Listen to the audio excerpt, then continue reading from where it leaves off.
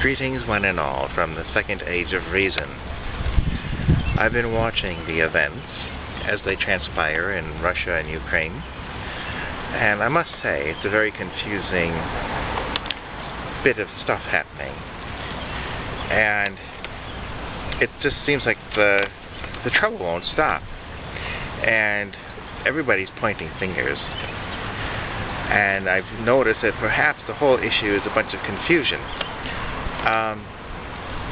For some reason, they didn't like their elected president before, and so they had these protests and riots, if you will, in something called the Maidan.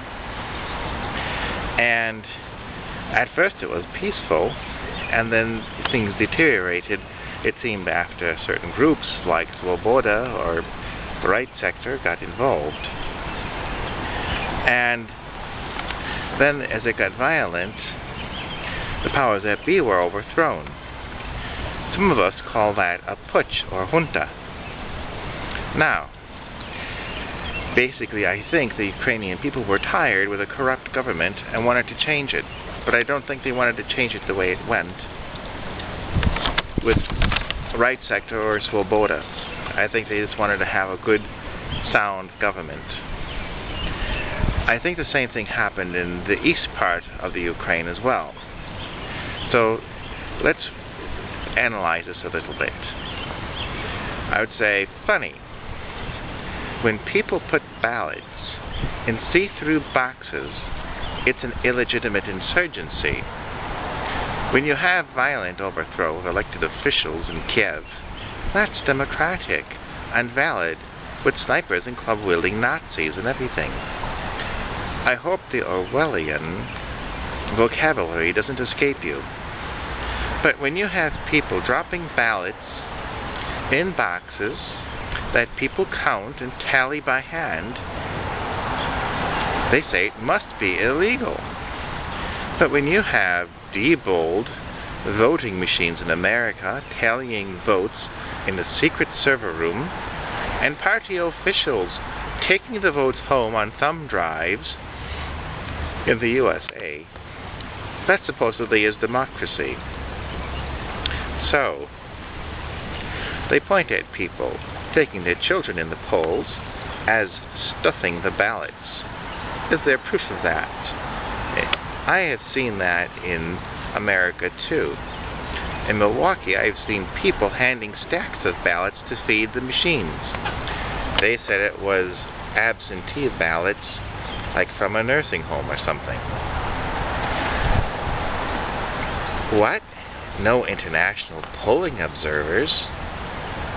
How many have seen the USA?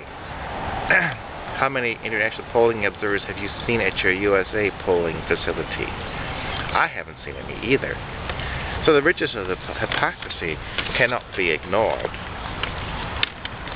And like I said, it's a very hypocritical thing for what they call democracy and what you think is democracy. And so I just thought I would point that out. If you want to comment below, I think what happened was they got kind of rude and violent in the west. In the east part, they said, hey, the electing system isn't working for us. We get corrupt officials either way. So they said, you know, we're going to do something else. Instead of having a law, instead of having a judicial dictation or executive order, we're going to just simply have a citizens' movement, a citizens' directive. We'll make our own votes, and we'll vote for what we want, and we want to get what we want. And so the vote went in and is declared illegal, probably mostly because the powers that be, the corrupted ones, and we know who they are because they've been calling it corrupt and invalid all along, don't have a say in the matter. And I think we've just seen, in reality, a sort of democracy where people said, I don't care, I'm voting for what I want, even if it's not on the official ballots that the official sources give us. So I say more power to those people. I wish them well. So until later, we'll be seeing you.